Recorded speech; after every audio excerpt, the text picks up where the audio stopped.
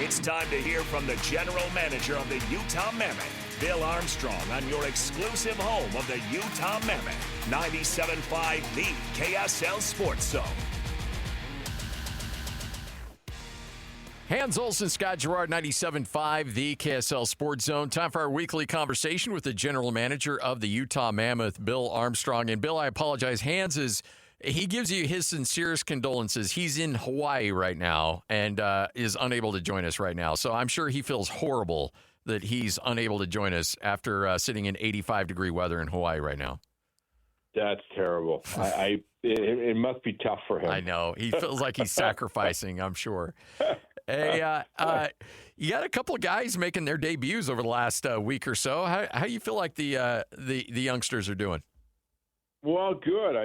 Daniel Boot came up, and he was on a role there in the American League. And obviously he's a young kid. He's only 20 years old, but he's played 2 years of pro over in Russia, and then he went down to Tucson at the start of the season for us in the American League and played real well. And we were at a spot where we're like, you know what, let's see what he can do, and we'll give him a call and bring him into the into the team, and he's been great. I find like the pace at the NHL is so high, it takes him a little bit of time to adjust, and I thought he's done a real nice job.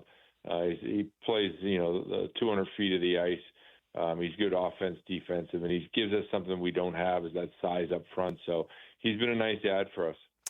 I am kind of curious. When you look at guys playing professionally in Russia or in Europe, and then you got guys in the AHL, what one of those leagues comes closer to replicating the speed and physicality of the NHL?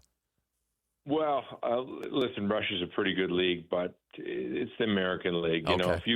If you could survive that league, it's chaos, and there's a ton of games coming at you, and it's a whirlwind for you. And I think sometimes the players set out to be an NHL player, and they, obviously they get down in the American League and they realize how good that league actually is and how hard that league is, and it's almost depressing for them, at times, because they realize the American League, it's a tough league to have success in, and they got to work their way up. But it's a great training ground for them. We had Josh Doan and the Gunthers of the world, and the Daniel Boots of the world, come up over the years, and it's been great. It's if you can play down there, you certainly give yourself a chance to play up here.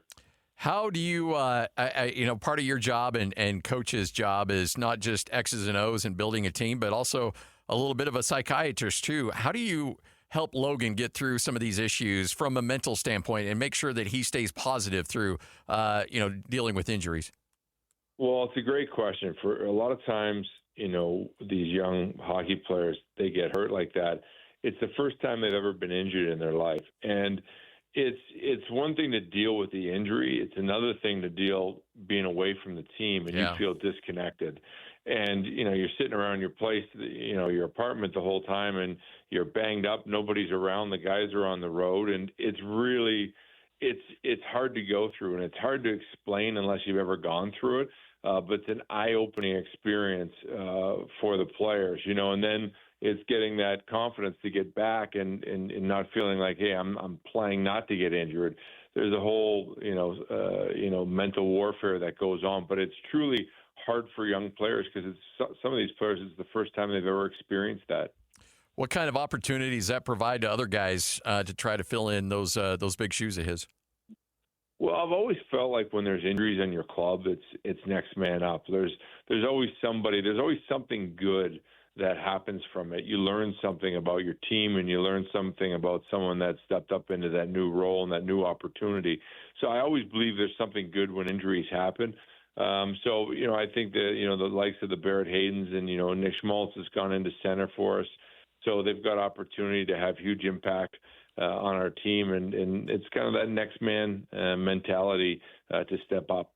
Bill Armstrong joining us, general manager of the Utah Mammoth. All right, I get nervous because I could see you wanting to throw the phone against the wall when I ask you this question. But I know you're not moral victory guy, but is there things you can take away from that second and third period against the Kings where you got off to the slow start but then played much better down the final stretches of that game? I think there are. There's some lessons. The Kings are a pretty good team. They get up in front of you, and they get a goal lead that they're hard to catch. I liked a lot of the things that we did to get ourselves back into that game. A strong second, a strong third, but at the same time, we as a team, we have to find a way to get points out of those games. The NHL is too close. It's too tight. We're in the race, but at the same time, we've got to find ways to get points. We've been close, but we've lost a lot of one-goal games of late, so we've got to find a way to stay in. And I'm not a big believer in excuses, so we've got to find a way to do that, whether we're down Logan Cooley. We still have to find a way to win. And I think, our team, there's other ways we need to generate offense, and I think going to the net and shooting the puck more is something that our team can do to generate more offense. When you got the defending champs come into town, how much of a litmus test does that team provide when you go up against them to kind of see where you're at in the development of certain guys? Well, you can get a win against the Stanley Cup champs, if we approach that game the right way and give it to them, and you get to walk out of there knowing you beat the Stanley Cup champs. So they're used to it. It's a everyday thing for them. Everybody's trying to knock them off their perch. But definitely it's a huge game for us. And they've got that little savvy compete about them. They know how to win. They know how to win championships. So it's a great test for our group. And they're dealing with some injury issues as well. But anytime you get a chance to watch that team, you have to take advantage of it, because I love seeing how these youngsters can handle. Because I got to imagine, you get a win against that team, the amount of capital that you can take from that for future reference. Hey, you beat these guys. You handled these guys. I got to imagine there's a lot of lessons that can be brought and referenced going forward from that game. Well, a lot of lessons and a lot of confidence as an organization to go in there and be able to not only compete but to beat them. And I think for our team, we've done some good things this year. We've done some things where we've had some setbacks. But I always believe in the end, if you can learn from that and grow and get better every single day as a team, you got a chance to fight to the end and get into the playoffs. So there's some learning lessons for us that we've gone through so far. But I do feel like those lessons we're learning and we're getting better. SEG's Pay It Forward Day. You got players going out in the community. Clayton Keller's leading a group of teammates, helping out with holiday gifts. The one thing I love, look, there's a lot of things I love about hockey, but this league seems to be more community-based than a lot of other leagues because they seem so tied to that community. How much fun do these guys have getting out there and helping out as much as they possibly can? Well, I've always believed that 99% of all hockey players are great human beings, So they like to do it. I think they're genuine about it. I think they love to go to the hospitals and they love to go on the ice with the kids and to go to places and hand out Christmas gifts and wrap presents and trees for kids and do all that stuff. And they're great at that, and they're great at getting into the community and into the schools. And I've always felt like when your players are more involved in the community, they fight harder for the community on the ice. They have more pride about playing in Utah. So I think it comes from a good spot in hockey players where they want to help out, and I do believe that the favors returned, and it brings some more passion to play in front of our fans. The fans wrote letters to the captain, obviously after the tragic loss of his father on Thanksgiving.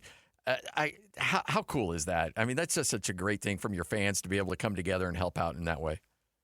Well, it's a huge thing. I think our fans are very caring, and they show their love to our captain, and I think that's an inspiring thing for him. And he's going through a hard time, with the loss of his father. So I think those small little moments and things that our fans do to show his appreciation for his father all help out and help motivate him. So I think he's pretty psyched about some of the letters he got. All right, so I'm going to let you handle this as diplomatically as you'd like. And if you want to pass on it, that's totally fine.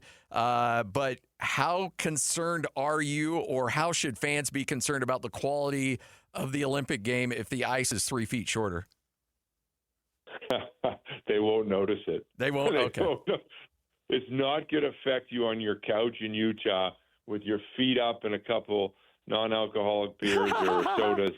it's not going to affect you at all. You're going to be fine. So, and it's not going to affect the players there. It's that you won't notice it. So this is kind of a bit of a non-story because there's a lot of people starting to throw fits about this.